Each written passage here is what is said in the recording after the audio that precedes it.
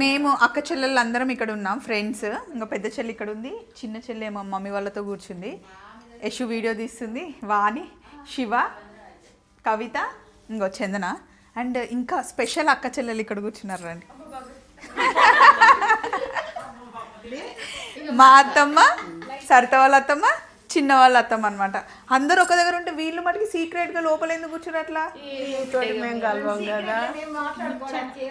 వాళ్ళ సీక్రెట్లు వాళ్ళకంట. మీరందరూ చిన్నోళ్ళు కదా,